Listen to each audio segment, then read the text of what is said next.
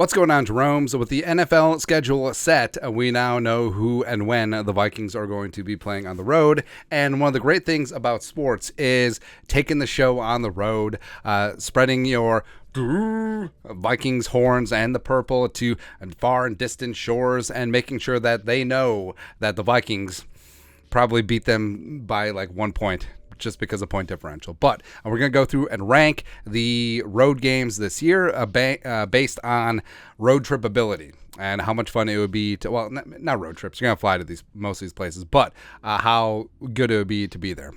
First up, I didn't explain that very well. Anyways, number nine, Philly. All right, week 2, Thursday Night Football at the Eagles. Yes, where a lot of Vikings fans did not have good memories of 38-7, all of that stuff. It sort of is what it is. And I understand that, yeah, should it be more cordial in an NFL stadium? Sure. But also, what did you expect? I mean, it's Philly. It's Philly. And it's Philly. All that stuff. Where, I mean, there's a reason why in English soccer there's a specific section for the visiting fans and a separate entrance and usually separate transportation. I mean, there's a reason why. So, I don't know. Like, if you want to go to Philly, I mean, the city has a lot of history. It's sort of whatever. I mean, Pat's versus Geno's, cheesesteaks, the Rocky statue. Just please do not put a Jefferson jersey on the Rocky statue. It just does not work out well. It's bad karma. It's bad juju. We don't need that, man. But yeah, that's number 8 down at the bottom. Number 9. Number 8, week 8, visiting the greasy, grimy Green Bay Packers right before Halloween. So Green Bay, whatever. Lambeau is a historic stadium, but once you get there, bleacher seating, it's just really not impressive. It isn't. Where I would rather go in the winter, where you get the full like Lambeau experience. You know, you get to imagine Jerry Kramer just plowing the way for Bart Starr and the whole Ice Bowl thing. But I mean, no. I mean, you're probably going to be staying in Appleton. Also, how are they going to have the draft there? No, for real. Like, where's everyone going to stay? I don't understand it. But yeah, that's down there too because, well, so down at the bottom is going to be a lot of the division games because, I mean, you play them every single year. And, I mean, it's Detroit, it's Green Bay, and it's Chicago. Like, it ain't going to New Orleans or, you know, someplace fun or Miami or whatever. But so we got the Lions at 7.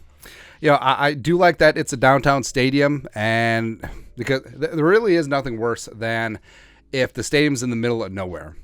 So you look at Glendale, you look at Jerry World and all that stuff where it's in the middle of nowhere and it's away from your hotel in all likelihood. So you're going to have to Uber there or rent a car, and it's a pain in the ass. But downtown is the way to go.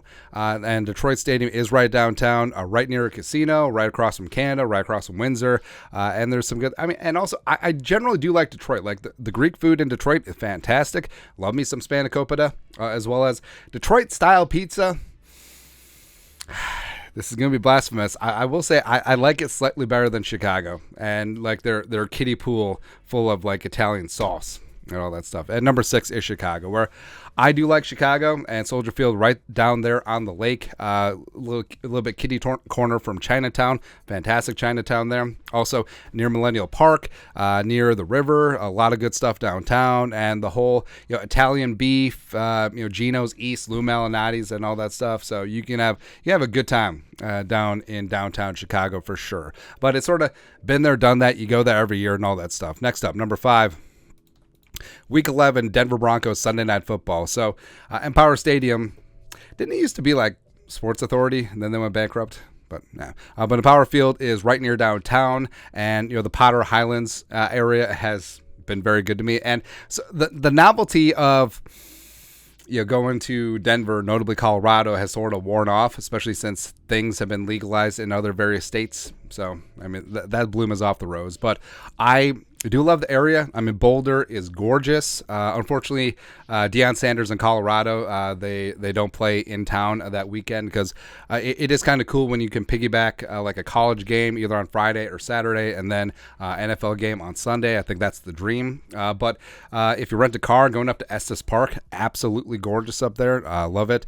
And I don't know, you can tour the Coors factory, the Miller Coors factory in Golden. Sure. Yeah, there you go. Next up, number 4. We got week 9, Hot Atlanta, where Atlanta has a reputation of being a very good time. Like the Love Boat Vikings, some of the... What do you call people on a boat? Anyways, some of the people that were on the Love Boats came from Atlanta, or Atlanta was where they applied their trade, as it were. But Atlanta can be a very fun town. Also, the Mercedes-Benz Stadium, it's not the Superdome, but stadium, whatever. Again, it's weird that Mercedes sponsors 2 stadiums in the same division in New Orleans and Atlanta. But right near Centennial Park, Atlanta is a very fun town. It really is. Plus, also Athens is relatively close, and Missouri is playing at Georgia that day. They're getting it on between the hedges. So, that could be a nice bet between a Caleb Evans and Lewis Seen. Good times there. Next up, number 3.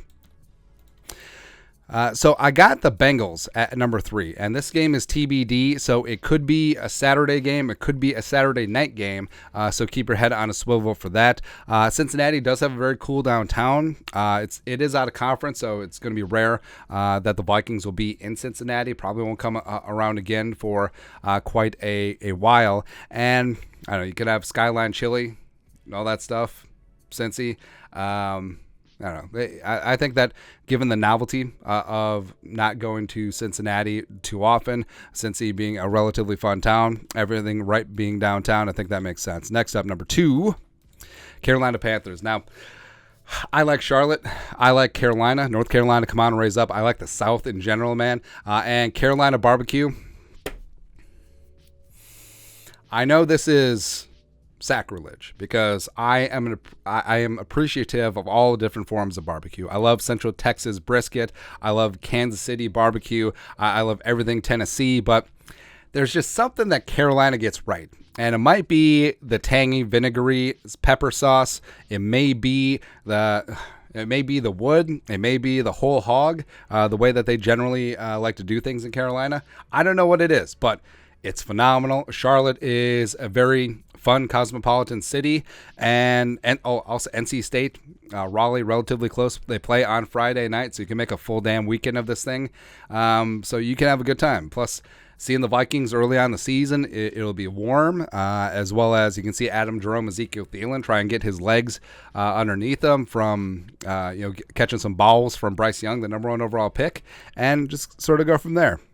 I think that would be a really good time. Lastly, numero uno, you know what it is.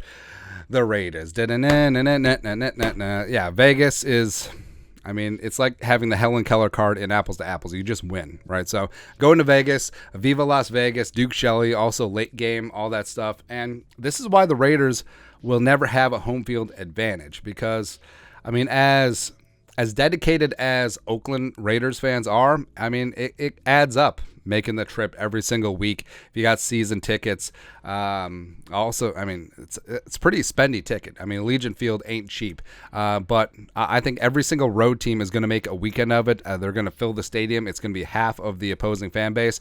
It's going to be all that stuff.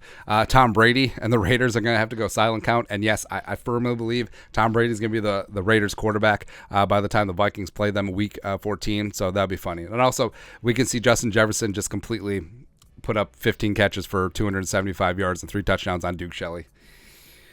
You hate to see it, but also you love to see it. But that's it. That's our ranking of the Vikings road games this year in terms of wanting to go to there. Let us know your thoughts and our thoughts in the comment section below. Subscribe for daily Vikings takes. Want to support the work? Put a little something in the Venmo. But till next time, Skull Production Value.